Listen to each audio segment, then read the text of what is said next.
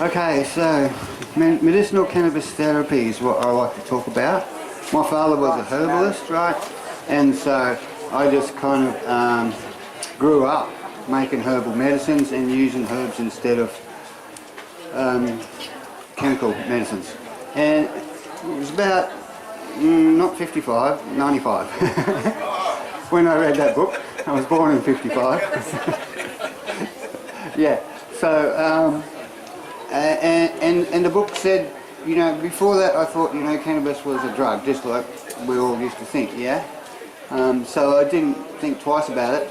I had a car accident and crushed several vertebrae in my back, and I lived in chronic pain, but I knew smoking marijuana or cannabis actually helped me with the pain, so I thought it was a drug, but it had to work. So I smoked heaps of it until 1995. People used to run away from me when they see me come. Quick, put the ganja away, here comes Radic. Yeah, he smoked a lot. And I could easily, on a bad day, I could go through an ounce. I could smoke an ounce of buds, and that's just outrageous. Okay, so for 95 I read this book and it goes, cannabis is herbaceous. All these pennies just dropped into my head right then. And calm down, yeah. And I realised, you know, okay, I can make all of these medicines that I've been making with my parents for so long out of cannabis. You really need this. Can everybody hear me? No, use it. Yeah, use it. Use this one, mate. Use the other one. It's alright, they're getting it fixed. Use that one. Greetings. I've just got to switch you off. I don't think it's working. It is. Just... Alright, ready? Go. Okay, greetings. Yeah, here we go. Alright, so then I realised, you know, okay, I could make all the medicines that I make from herbs out of this herbaceous cannabis plant. Same rules apply. So, first thing I made, like I said, was a cream from the roots to put on my back for this chronic pain. And it works really good. I thought it was great. And at the same time, there was another dude, like we were a bunch of hippies, right? We lived on communes and so you just got to walk to our places, you can't drive. Anyway, he lived over the hill about 2 k's from me, and he had this tropical ulcer on his foot and he couldn't walk. And my 2 other boys picked him up, carried him all over the way to my place. They told him, oh, Dad made this cream to kill the pain, right? So he's come over and I started putting it on his foot, but I really didn't know much about it back in 95, whether it was going to work for him or whether you can antagonise things, right? So I was dubiously putting it on. He was saying, oh, this is soothing, keep putting it on, keep putting more and more on. So eventually I put it all over his foot, and about an hour later he got up, walked home by himself, got in his car, it was on his accelerator foot too, I don't know how he did it, drove from Mullumbimby all the way to the Mullumbimby hospital, and they put him on drip straight away and said, if that inflammation doesn't come down by morning, we're going to amputate that foot. But it did come down with one application. Oh, sure, I plastered it, but you know. So I was just blown out by this and went, right, I'm just going to make everything I can out of cannabis medicines now. And since then, I've made heaps. And I've got this book about medicinal cannabis therapy. You're welcome to grab a copy. So let's talk about how it works and why it works for so many different ailments, you know. Now in our bodies we've got a natural system called the endocannabinoid system. You've probably heard about it lately. It's only recently been discovered, didn't know about it for years. Anyway, so what this system does is it touches every cell in our body, and its main focus is to maintain homeostasis. On a cellular level we're talking about right now. Homeostasis means perfect balance. So this is a great meditation for everybody, right? Get up first thing in the morning, just every cell in my body in perfect balance, alright?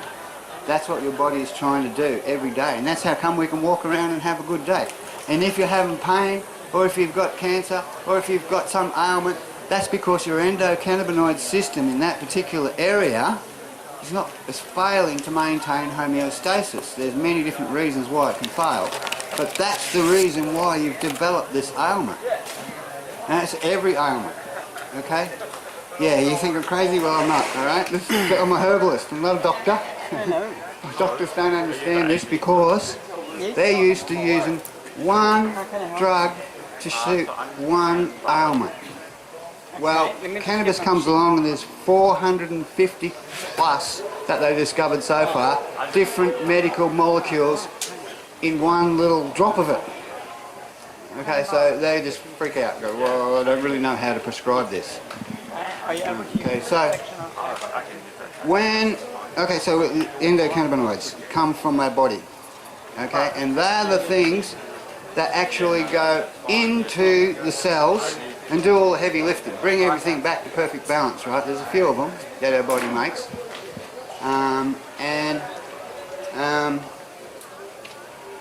phytocannabinoids come from plants.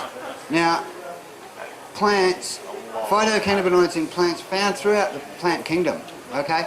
But you're lucky to find 4 or 5 cannabinoids in each plant, and most of those are herbs. That's why herbs work so good. Okay, so when you look at cannabis, there's like 150 different medical cannabinoids in there. So it's very packed with. That's why we like cannabis, because herbalists call it the king of the herbs, because it's used for everything. Okay, and that's the reason, because it can mimic what our body already does, right? It can copy it. It can make, and this just fortifies our own body, and it's you that does the healing, not cannabis. Cannabis just boosts your body's ability to be able to do so. Do you understand? Yeah? Does that make sense? Okay. So, when the scientists do their tests on whatever they're doing their tests on, it could be human cancer cells or pain or epilepsy or whatever, they always come up with the same answer. Yes, cannabis works against blah blah blah over a duration and in a dose-dependent manner. They're the two things we really need to remember. Right? Duration means you've got to keep it in your body 24/7, just like you'd take a course of antibiotics. We've all been into that, and you all understand that. Every 4 hours or so you've got to have some more. Keep the levels stable in your blood. Okay, and how long a duration? Until you reach homeostasis. Until you have got rid of everything that you want to get rid of and feel healthy and fit again. Okay, now dose dependence means your healing rate depends on your dose rate. Now, just for example, say we're talking about cancer, healing rate is how fast your body can shut down cancer cells and replace them with healthy cells. Okay, how fast your body can do that is your healing rate, and that depends on the size of your dose. So you can have big doses cause more healing than smaller doses. That sort of makes sense, right? So there is a limit, and that is how much your body can tolerate in one dose. All right. Now, if you have more than your body can tolerate in one dose, possibly adverse effects, and I do say possibly because it may not happen. Everybody's different. And why? Because we all metabolize at different rates. Okay, so everyone's got different metabolic rates. Okay, so that's why it can affect people differently. And what were we talking about? Doses, duration. Yeah. So the limit is how much your body can actually tolerate in one dose. Now, this is not a big problem because as you get used to it, as following your duration, your body tolerance will increase, and you'll be able to handle a bit more each time. Okay, so usually it takes, if you've never had cannabis before, it'll probably take about 4 days for your body to get used to it. But if you smoke cannabis fairly regularly, then it'll only take a day or two for your body to get used to the dose you're on. So if you were taking a dose, say, to reach homeostasis, then you probably start off, we'll just pick numbers out of the hat. You start off with 1 drop, and you might have that with every meal. And then before bed, you probably have 2 drops. Okay, because you've got to get all the way through to the morning. You want to keep your levels up, and it's only going to knock you out anyway, so you're going to go to sleep. So it's all good. So the next couple of days, you'll be standing on your ear handing that. No, easy, okay? So that's when your tolerance is increased. So now you can safely go 2 drops with every meal and 3 drops before bed. A few days later, what we're up to, 3 drops with every meal, 4 drops before bed. Yeah, keep going like that. Just keep increasing your dose until there ain't no more symptoms. And that can take, depending on what you got, a week to a year. You know, I know a lady who was suffering from epilepsy, and she used to get seizures every couple of minutes, all the time. Pretty much never got really out of them. Okay, and she took the first dose, only had about 2 or 3 seizures that day. And then I said, come on, we need to do this properly, so you've got to follow this protocol.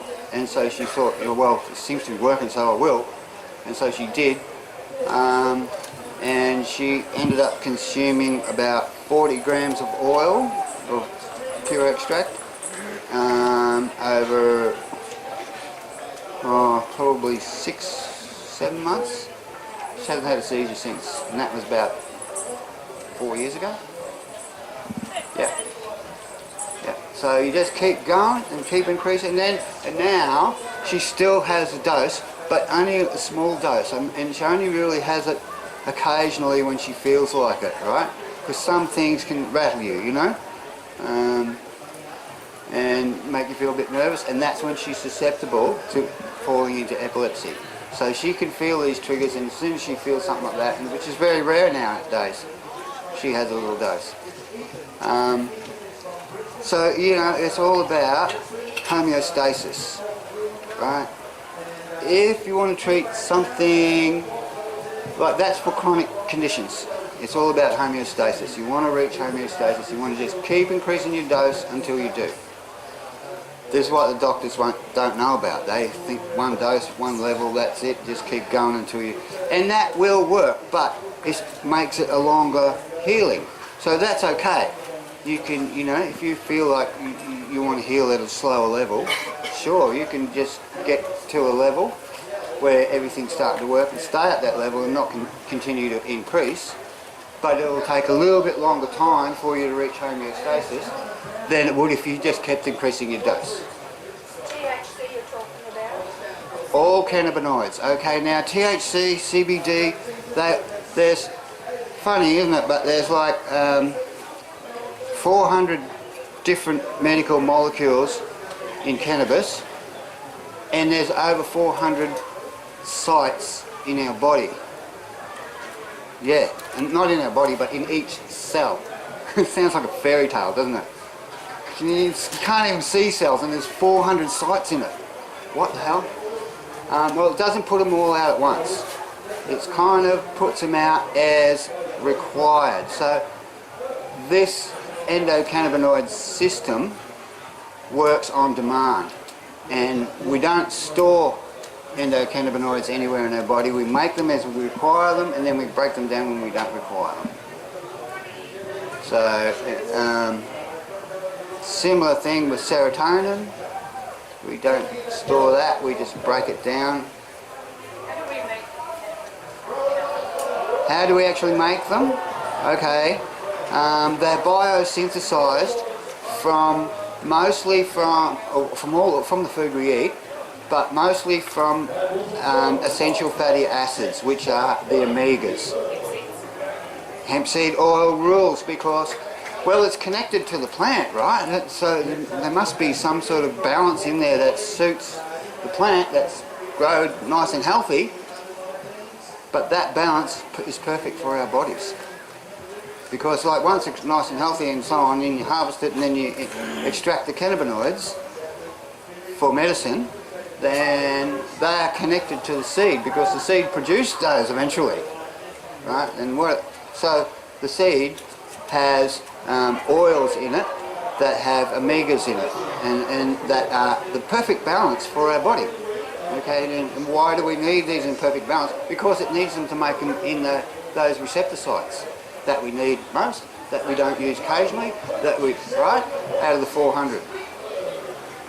So Anyone got any more questions? Do you use the whole plant when you make your extract? Yes, whole plant extracts are the best. That's what herbalists recommend all the time. We only use isolates and distillates to boost something in a whole plant extract, right? So if we want to boost the THC level, we might get a little bit of pure THC and chuck it in just to bring the THC level up. That's pretty much the only reason why we use isolates and extract. And We're finding it really easy to make that like an oil. yes, We find it really hard to make any sort of distillates and getting it in a more concentrated form. What's the easiest way to do that in your home? safest way would be to use a press, right? Because you just get the bud, it's got to be nice and dry.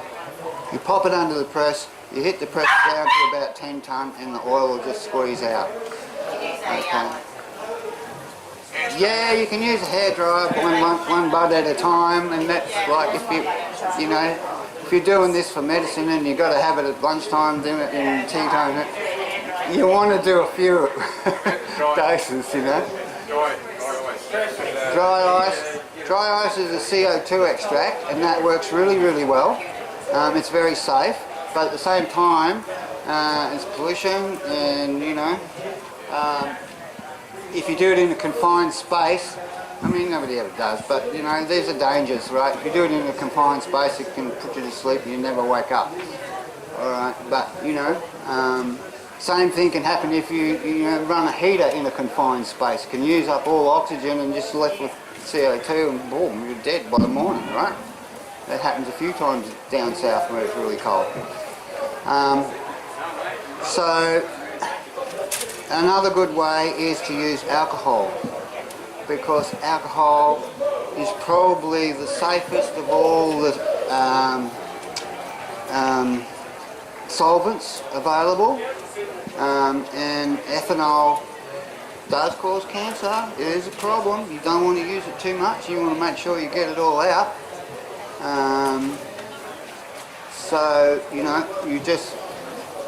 But it is the safest one compared to the other ones. Oh, you don't want to hear about those things. Like butane and so on. You can blow yourself up, right? They're very dangerous. Okay, so alcohol. What you do with alcohol is you freeze it. You drop the temperature to -20. Once you're below -20, the cannabinoids want to go quickly, and the cruddy stuff that you don't want, like chlorophylls, concrete oils, a few other things, they will move slow. They'll still move, but slow. So you've got about 3 minutes from -20 to shake it up, get as much as you can into there, and then strain it straight away. If you see any hint of green in the ethanol that you're using, separate them straight away. You can just pour it straight through a kitchen strainer, and you need a capture bowl, right?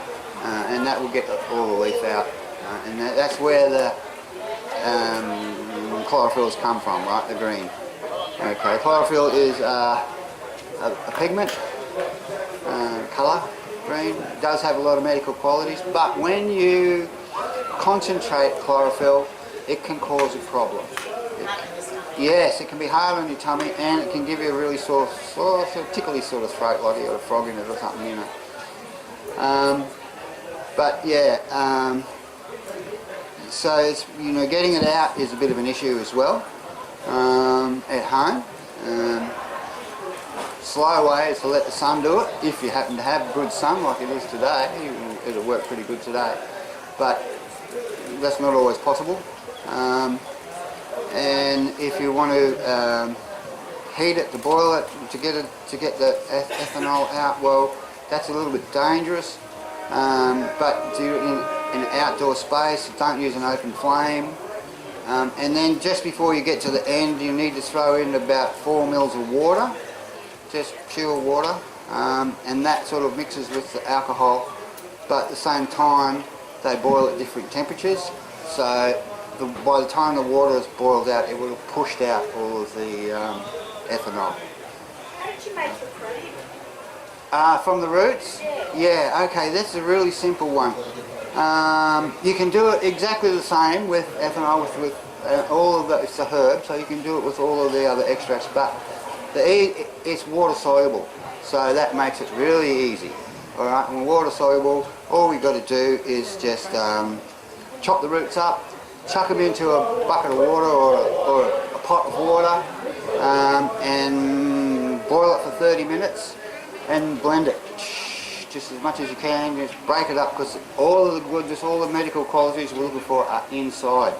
They're not in the bark, they're not on the outside, they're inside. So you need to crush it all up, open it all out, and 30 minutes, strain it out, and then reduce it. It'll come down to a white cream. You got to clean the roots, right? They've got to be clean.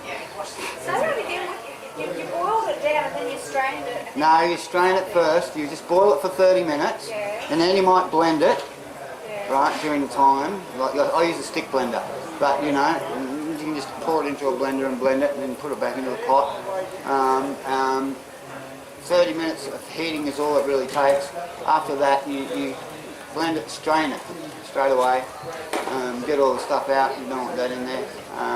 You can, like, just a kitchen strainer will probably be adequate, but if you really want to make it silky smooth, then just pour it through some coffee filter paper. Okay, after you go through the kitchen strainer, then through the coffee filter paper, and that'll make it really silky smooth. But it doesn't have to be. Like, a little bit of thickness to it is, you know, a bit of grit. It's not really grit, but it's because it's not hard. Alright, but That was the product. yes, and then you just reduce it to a cream. Yeah, until it, you know how to reduce. Yeah, it's really simple. It's one of the best extracts to work with, and the roots themselves, not many people are working with them. But if you look at our traditional history, like in China or India, where they've been using medical cannabis for thousands of years, most noted are the roots. You know, in all of the herbal literature that we've got, most noted are the roots. The roots are used for many different things, more than the flowers. So, yeah, they're legal. Okay, there's no THC in them, no CBD, so you can process the roots, advertise it, do whatever you want with it, and there's no laws against it. You can drink it, yes, but there's a few things you've got to remember about the roots, and that is where the plant come from, okay? Because plants, especially cannabis is a great soil remediator, so it will pick up heavy metals like a magnet. It will draw them and pick them up and hold on to them in the roots. Heavy metals, chemicals, and even pathogens. You know, like, especially if you're organic, going, oh, I just put chook shit on mine. Yeah, well, that's full of salmonella. Right? Oh, I just use cow shit. Yeah, well, that's got E. coli in it. You know, so there's still a lot of pathogens that could be around the roots. So you've got to wash them clean as, and then when you do the processing,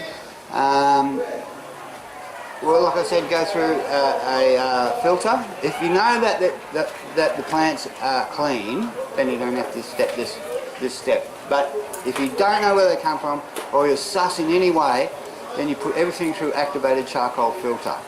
So you just put activated charcoal in a funnel with some. You can actually buy filters off the shelf for doing this, and they're already made for it, but if you want to make it yourself, you just get some activated charcoal, you can get that from the fireplace, put it in your coffee filter in a funnel, and then prime it by pouring water through it until it all comes through clean.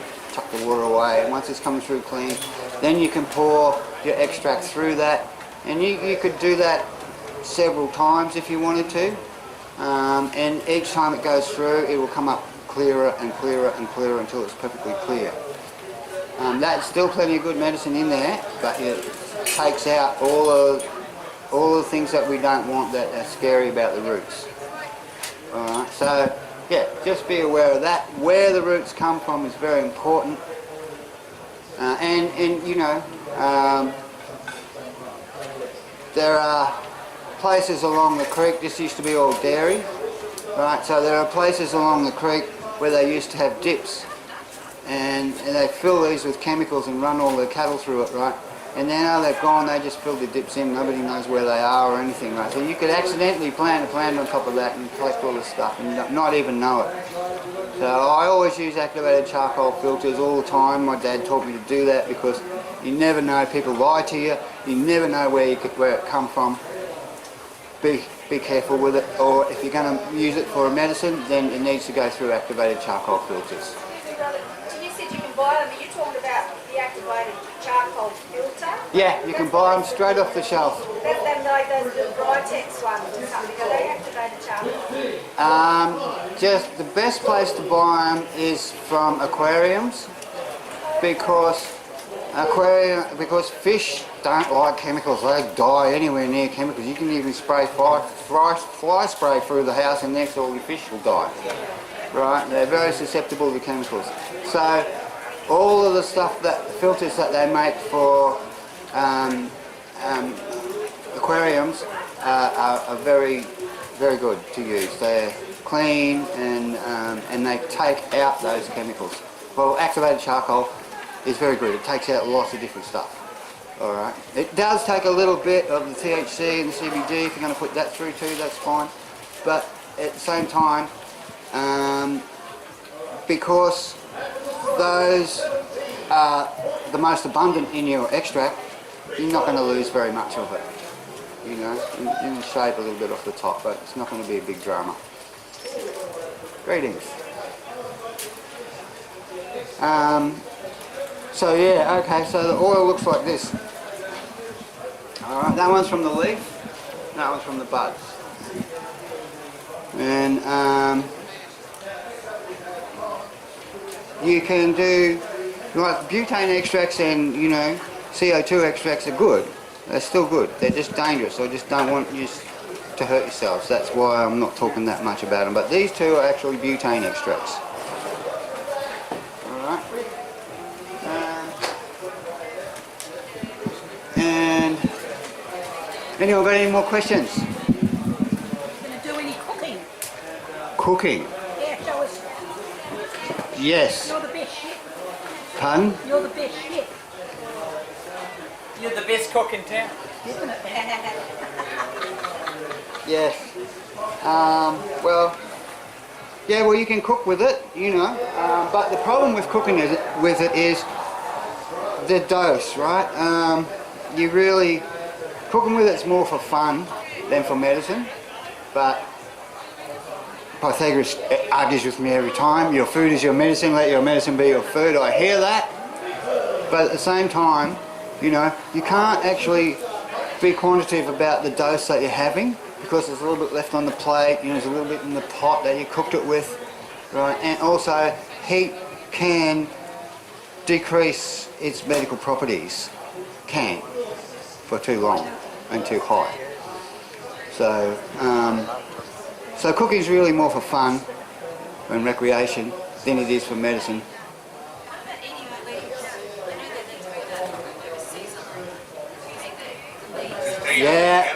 Yeah, the leaves have lots of medical properties in them, different from the flowers, because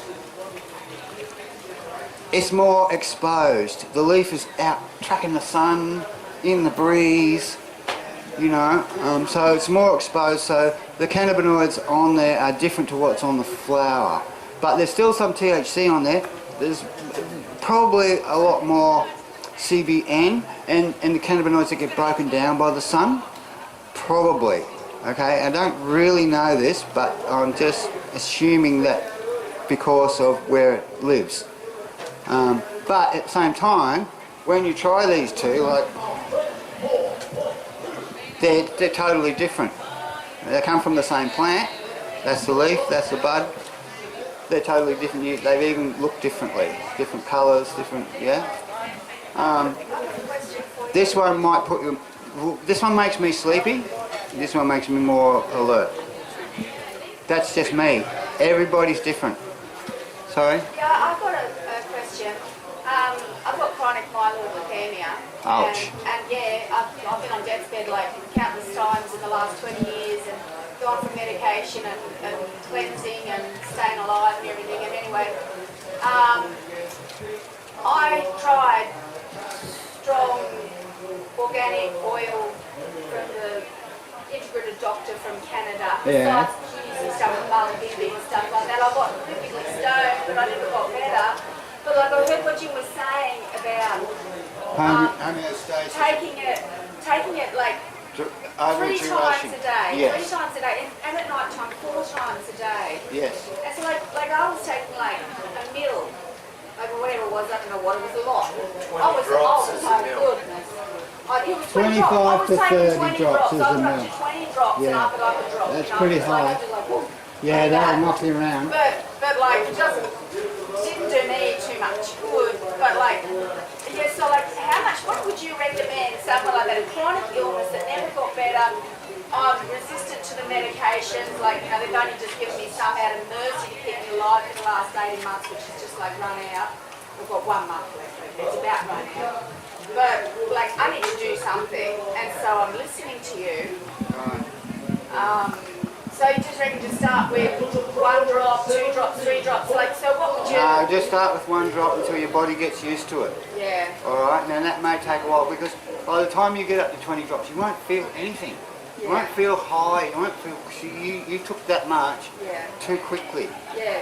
Yeah, Okay. I was just doing it at night time. I tried the daytime and I end up in all sorts of trouble. Well, if you start off with very small doses, does it make you feel paranoid at all? No, only when I... Do you enjoy being high? It's alright, yeah. I used to It do it didn't when I was annoy you a kid, anyway. all the time. I'm a gospel evangelist, so like I've got to keep it, you know, limited. That's you okay. know. But like at night time I would take it. Yeah. And I did try it in the daytime a few times, but like you just get basically nothing done. And I'm already weak and can't hardly do anything, so it's sort of like, you know, how am I gonna juggle all this and what oil, you know, what's the difference? Like, you know, do I take CBD with the THC or, you know, what exactly, you know, for someone like me, you know, chronic case that like never got better, trying to stay out of hospital, what would you advise? I would advise Off the records, of course. to aim for homeostasis. Alright, so that means to start off with a duration. But start on small doses and make your duration and stay on that dose for 3 or 4 days. And we're talking about which oil? 50-50 I would start off with, but that might change according to you.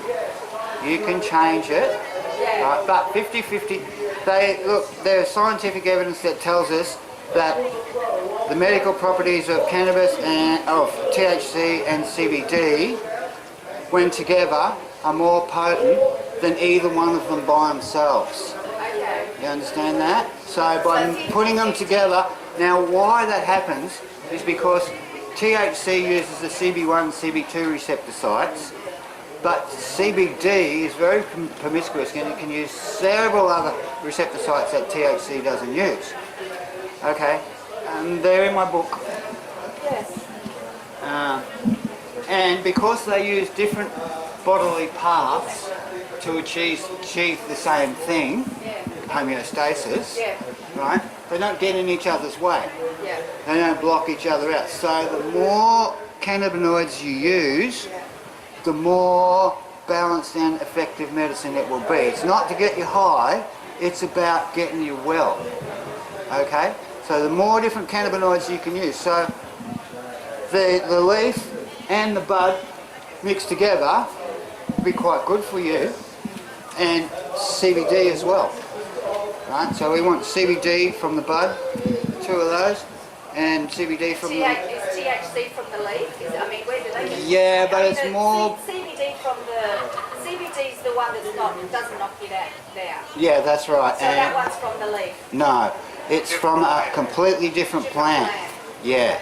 So you can have THC-rich plants, which everybody around here loves, and you can have CBD-rich plants too, which are very low in THC. So the THC plant, what we've bred just because we like it, when we get it tested, works out to about 20 to 1. So that means 20 times more THC than CBD. Okay? Numbers make I don't get it. So it's a CBD-rich plant has 20 times more CBD than THC in it. Okay. You understand? But you're still saying to take 50-50. Yes, mix them together at about 50-50, or you can change that mix according to how you feel. And so Probably best to try each one by itself, and then you will get an idea of what each one does. And they're like night and day. One will knock you out and one will wake you up. Okay, now the problem with being woken up all the time is you get to overthinking. Okay, so you want a balance of the two. Right? The problem with spacing your thoughts out is you end up going to sleep too much, right? So the balance of the two is where your beautiful day lies, and that can change. That balance can change. You might want to be really clear in the morning and, you know, de-stress of a night time. So you can change that balance, okay? So that's why I recommend that you get the two of them in separate containers. We don't mix it for you. But one last question. Yes? And that is, what would be the optimal thing to get that homeostasis? I mean, how many drops a day? Because like that 20 drops was like, you know, 1 mil. So like, would it How be long? like five drops, like 3 times a day, Yeah. and then the 6? Would that be an optimum dose? You know? Would that No, be an because optimum it's dose? about homeostasis.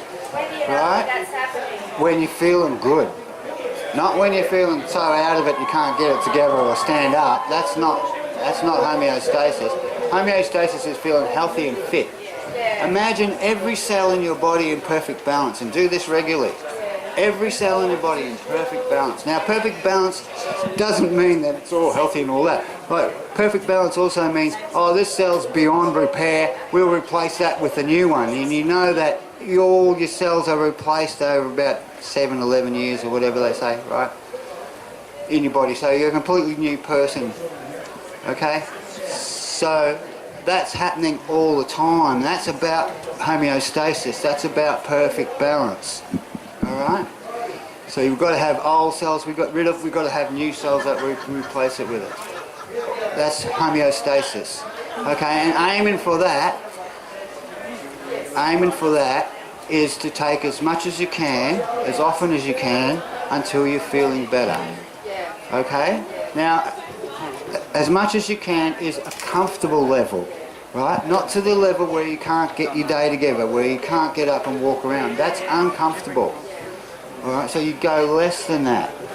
Okay, now when you start off on 1 drop. Now 1 drop might even be too much for you. You might want to have half a drop or quarter of a drop, and you can easily do that by mixing it with something else like olive oil, and then you can get down to half a drop, quarter drop. And what about taking it with you? When you have like before your meal, after your meal, under your tongue? Any specifics? With your meal is good. Yeah. Okay. Digest gets optimal. Yeah, helps you digest too.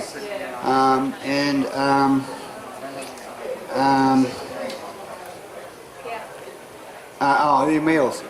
Best to have oily meals. Now, I'm not talking about crappy stuff. I mean good oily meals like avocados, or, you know, stuff that's nice and healthy and fatty, because that will increase your bioavailability of everything in your tummy and so on. So I don't really like DMSO because it can do things that you don't want it to do accidentally. Alright, so it can increase other drugs'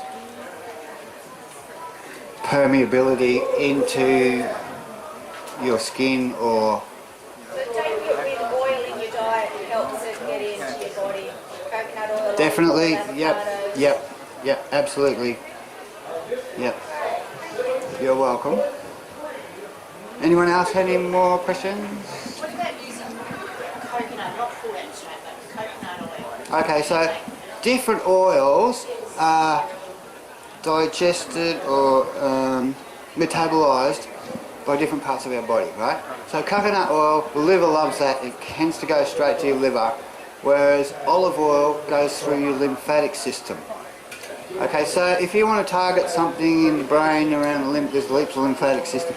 The lymphatic system is all the fluid in your body that is not blood is your lymphatic system, right? So you've got joints, you've got eyes, you've got all sorts of places where there's mucus, right? It's not blood, but it's liquid. So that's controlled by your lymphatic system. So if you've got a problem in your lymphatic system, right, or you want to target something that your lymphatic system is looking after, then use olive oil. But if you've got a problem in your liver, yes, coconut oil. And these oils, they all work topically as well, okay, and very potent topicals. Okay, an example of that was they did a test in America on some people that had multiple sclerosis, right, and none of them could walk. They were all in wheelchairs, and they just rubbed in a full-strength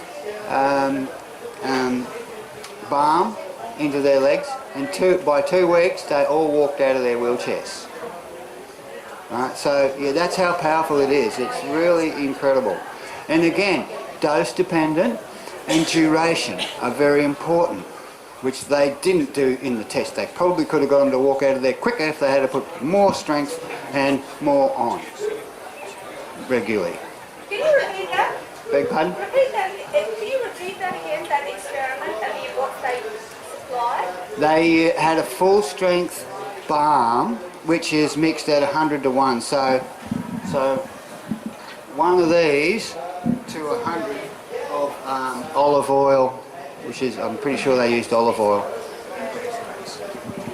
Alright, so one of these to 100 olive oil, and then mix it with beeswax, let it set like an ointment, and then they just rub that in and rub it in. And again, I'm not sure whether they actually rubbed it in or just put it on. Just putting it on's okay, but rubbing it in works heaps better.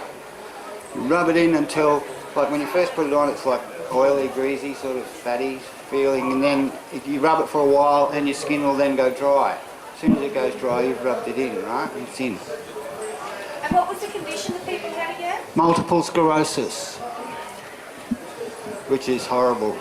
You lose control of your muscles and... And they did that for 2 weeks or something? 2 weeks, yeah, that was it. Once a day, 3 times a day, they rubbed it on. Oh, yeah, I can't remember now, but it wasn't enough. They could have done it more. I think they did it twice a day. And they were all walking? Yeah, they all walked out of their And that wheelchairs. was the THC? Yes. But they all work. All the cannabinoids are good. They all work. They all use different pathways. Their job is to maintain homeostasis. All cannabinoids. That we've found so far, that we've tested so far. Pardon? Yes? How would you use it for neuropathy, the thing you do with diabetic skin there? Again, the balm will work really good, okay? So, yeah, for diabetics, you know, it's a problem with the extremities. It gets really sore in your hands and feet and knees and so on.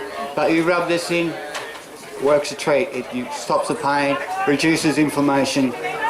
It's got all the... It's trying to maintain homeostasis, right? There's millions of skin cells. There's trillions of them. Rub it in, and it's getting straight into the cells, right? And they put out their receptor sites straight away as soon as they see THC, CBD, CBN, all of them, right? They'll put out their receptor sites because they want that, because they know it's healing. They know it's all about homeostasis. And so, yeah, the more you use, the more effective it will be. Were they taking it orally as well at the same time, or only on the... No, this was just a topical. But again, like, you know, these scientific experiments are crazy. They do things that, like this, I could find heaps of holes in this experiment, right? I know it works, but the way they did it just didn't make sense, you know. They're all on other drugs as well, right? So they've got all these other drugs in their system which are not taken into account at all. There's heaps of holes in it, and also their whole psych You know, they're looking for negative things rather than at the benefits, so they miss a lot of the benefits because they're not looking for them. They're looking for things that are going to cause a problem, which they don't find. Well, when you were making that ointment, you said the plants are different and you chopped up the roots. Yes, Which plant was that? that was a high THC Oh, plant. THC, okay. Yeah. You were talking about using olive oil or coconut oil. Yes. The carrot oil. Yes. Is there a reason why you wouldn't use the hemp seed oil? Hemp seed oil is excellent and one of the best. The only problem with it is you've got to keep it cold. This is your 10 minutes. Okay. The only problem, I've got 10 minutes left, so think of any more questions, come for it. The only problem with hemp seed oil is it will break down very easily at this temperature, and it's got things in it that you don't want breaking down, like the omegas, right? We want to preserve them. They're very good. So the only issue with hemp seed oil is you need to keep it cool in the fridge. Fridge is fine. Yep. Keep it cool. And you know, most of our medicines for herbs and so on, they're not exposed to light, and they've got a tight fitting lid, so no oxygen can get in there, because they're the things that will damage it. Right, so most medicines are in a dark container, tight fitting lid, you know, glass. These ones here are clear because I wanted you to see it, but at the same time, these syringes are not just plastic, they're specially made to handle chemicals. Alright, so You store that in your cupboard with you. yeah, The sunlight direct. that's right. Yeah, and you're supposed to use this pretty quickly, right? So, And not in the fridge though, because that would go solid. well, yeah, that's right. But you can just stick it under your arm for just before you actually want to use it, and it'll warm up and then it'll come out really easy. Yeah. So yeah, there's some books there. If anybody wants a book, plenty more. I can go and get more. That is a traditional method, because the umbilical cord used to have connections to just about every organ in our body, because that's what it did when we were babies, right? So yeah, there is some herbal medicines that you can put into your belly button. How effective it is, yeah. I mean, what do they call that? Complementary medicine. So you use that along with something else. Yeah. But it's effective. It does work. Is your book published online? Yes, on my website. So you can get a digital copy of it if you want, in colour. So what's your website called? MedicinalCannabisTherapy.com. It's on the book. We need a few more books, do we? Alright. Who's here who can run up and grab me some more books? I can get them if you tell me where to go. Yeah. Well, it's just on that pathway straight into the embassy. Is that to the right? Yes. Yeah. Straight through the hemp bar and into the embassy. Yeah. And just say, Radic wants some more of his books, please. Can I? Radic? Yeah. Okay. Can I have some more books? And we'll get them down here for you before we... I can even run up there. I should do it myself, shouldn't I? We've got 5 more minutes. Anybody, any more questions? So when you're taking the drops and you decide that you're feeling well, you want to stop, you just stop like suddenly, like from one Yeah, day. no problem. Yeah, you There's just no- stop anytime. No issues, because we make these things in our body. Okay? That's what gives us copies. It mimics our own body. Yeah? So you can't, get withdrawals from your own body. Yeah. Okay? Yeah. But after you've suffered something severe and you've just gotten over it and finally won, it's a bit scary to stop, you know? So I usually recommend people just go down to a really small maintenance dose. When they feel comfortable that they can handle anything that life throws at them, then stop. And that can go on for years if you want. Yes? Is there any medicinal value in, say, just boiling the kettle and making tea with some, say, leaves and chips? Certainly, yeah. They do that in, just the leaf, they don't put the buds in. They do that in China between villages, right? So, because everybody walks, like this is out in the poor place areas, right? Not in the city where they got bullet trains and shit. No, this is out in the country where there's a lot of poor people. So in between the villages where they walk, they set up a little card table and they usually have a pack of cigarettes out. But anyway, they have a pack of cigarettes there and you can have a cup of cannabis tea, which gives you more energy to walk to the next town. Okay, but there are a lot of medical properties involved as well. It's not just energy. There's a lot of good stuff in the leaf. Yes? I mean, is there any side effects with other like pharmaceutical drugs? Yes, there definitely is. Because the same enzymes that break down cannabis in your liver, right, break down just about every antipsychotic that they've got.